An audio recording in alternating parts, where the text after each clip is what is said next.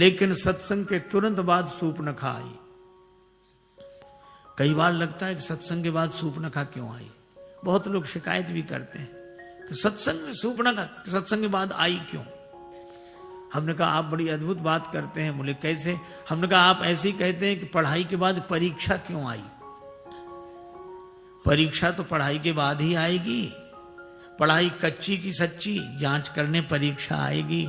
इसी तरह सत्संगी सच्चे की कच्चे, परीक्षा करने वासना की सूर्पनखा आती है। और ये सुंदर होती नहीं है, सुंदर रूप बनाकर आई। श्री राम जी से बोली तो कम, मुस्काई ज्यादा। रुचिर रूप धरि प्रभु पहुंच जाई, बोली वचन बहुत मुस्काई, बहुत मुस्कुरा। तुम सम पुरुष न, आपके जैसा कोई पुरुष नहीं है। ब्रह्मा जी को प्रसन्नता हुई कि चलो राक्षसों में कोई भक्त तो हुआ, भगवान की स्तुति कर रहा है। तो ब्रह्मा जी ने जब ऊपर से देखा तब तक ये नीचे से बोली नमो सम नारी, मेरे जैसी नारी नहीं। ब्रह्मा जी ने कहा सब गड़बड़ कर दिया इसने।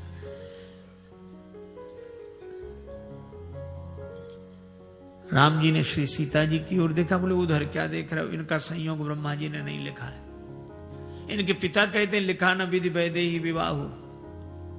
ये तो हमारा आपका संयोग लिखा है। लिखे तुम सम पुरुष मो सम नारी और बिरंच विचारी।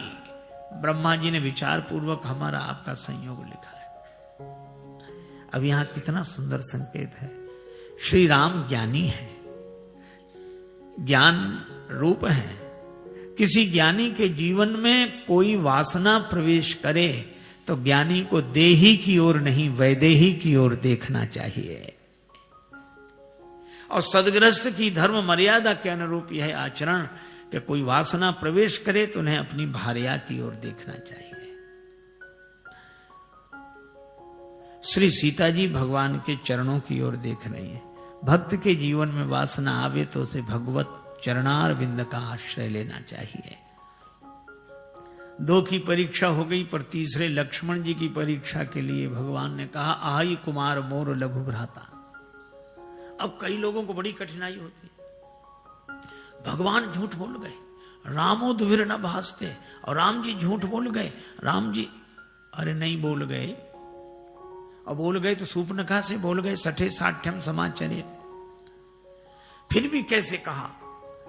हमने कहा जैसे सूर्पनखा ने कहा। सूर्पनखा बोली ताते अवलग रही कुमारी, जबकि विवाह हो चुका था। विद्युत जेवा इसके पति का नाम था, पर अपने को कुमारी कह रही है। तो राम जी ने भी कहा कि सूर्पनखा जैसे तुम कुमारी हो वैसे ही आई कुमार मोर लघु भ्राता। विवाह के बाद तुम कुमारी, तो विवाह के बाद लक्ष्मण कुमारा। और भगवान ने सोचा शायद यहां ऐसे ही बोला जाता हो। सूर्पनखा को लक्ष्मण जी के पास भेजा। अब लक्ष्मण जी को बड़ा अटपटा लगा कि मेरे माँ ने कहा था तात तुम्हारी मात वैदेही, पिता राम सब भांति सनेही, और ये भगवान को क्या हुआ सूर्पनखा को इधर। पर लक्ष्मण जी को दूसरी बात याद आई कि माँ ने यह भी कहा था कि भगवान जिसमें प्रसन्न हो तुम उसमें प्रसन्न रहना। सूर्पनखा जैसे ही आई तो लक्ष्मण जी ने सूर्पनखा की ओर नहीं देखा, प्रभु बिलो के बोले मृदुबानी, भगवान की ओर देखा और बोले सुंदरी सुनो, हे सुंदरी सुनो। सूर्पनखा ने सोचा जो बिना देखे सुंदरी कह रहा है, वो देखेगा वह तो बलिहार हो जाएगा। सूर्पनखा ने कहा कि मेरी ओर तो देखो। लक्ष्मण जी ने कहा कि जब तक नहीं देख रहा हूं तभी तक सुंदरी हो, और सचमुच वासना तभी तक सुंदर प्रतीत होती है जब तक कि वैराग्य की दृष्टि से उसे नहीं देखा जाता। और वैराग्य की दृष्टि से देखने पर तो उसका विरूपीकरण हो जाता है। लक्ष्मण जी ने भी व्यंग किया, प्रभु समर्थ कौशलपुर राजा। वे समर्थ हैं, अयोध्या के राजा हैं। इनके पिताजी ने 3 विवाह किए थे, ये 2 विवाह कर लेंगे तो क्या बिगड़ जाएगा। जो कछु करें उन्हीं सब छाया। तीनों की परीक्षा हो गई। कामना में विघ्न पड़ा, क्रोध आया, और लक्ष्मण जी ने उसको नाक कान से रहित कर दिया। मानो संकेत यह है कि इस वासना ने बड़ों बड़ों की नाक काट दी, मुझे दिखाने लायक नहीं बचे। बड़ों बड़ों की नाक काट दी इस वासना ने, लेकिन अयोध्या के इन दिव्य सत्संगियों ने वासना का विरूपीकरण कर दिया। सच्चे सत्संगी वे हैं जिनके यहां वासना के नाक कान कट जाते हैं। भैया सिर पर सीताराम फिकर फिर क्या करना, भगवान से नाता जोड़ना। और भगवान से जीव का नाता तभी जुड़ता है जब भक्ति रूपी माता जानकी जी की कृपा होती है। वे ही धनुष को उठाकर बाएं हाथ से दूसरी जगह रख देती हैं। इसी तरह वे ही हमारे अभिमान को भगवान से जोड़ देती हैं। जनक जी ने देखा कि जिस अभिमान को बड़े बड़े नहीं तोड़ पाते, उस अभिमान को अपनी जगह से हटा देना भक्ति के बाएं हाथ का खेल है। तो फिर भक्ति को भगवान के पास नहीं जाना पड़ेगा, एक दिन भगवान ही भक्ति के पास आएंगे। प्रतीक्षा कर रहे हैं।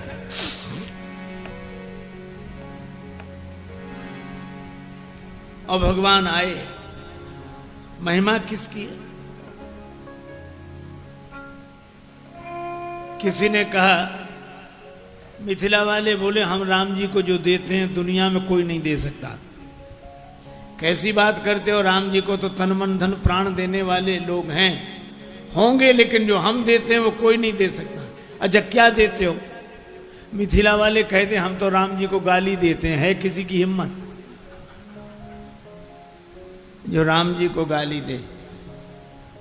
मिथिला वाले कहते हम गाली देते हैं।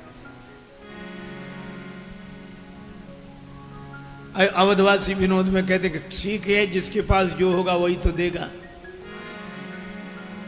काहे करत अभिमान रघुवर राम लला, काहे करत अभिमान रघुवर राम लला, काहे करत अभिमान राम लला, करत अभिमान रघुवर राम लला। और गाली सुनो पहली, राम जी आप अपने मन में अभिमान न करना कि आप बहुत बड़े। बड़े के बाद पुत्र बनी नृपशरथ गृह, किंतु जनकपुर समाचार सुन आ गए बिना बुलाए। जनकपुर में तो बिना बुलाए आए हैं। तो हमने ये कथाएं सुनी स्वामी राजेश्वरानंद जी महाराज द्वारा। बहुत ही सुंदर तरीके से इन कथाओं का वर्णन उन्होंने किया है। उम्मीद है आपको ये कथाएं बहुत पसंद आई होंगी। अगर आपको ये कथाएं पसंद आई हैं तो चैनल को सब्सक्राइब कीजिए, वीडियो को लाइक और शेयर कीजिए, ताकि इस तरह की प्रेरक और हास्य कथाएं हम आपके लिए लेकर आते रहें। आपका बहुत बहुत धन्यवाद।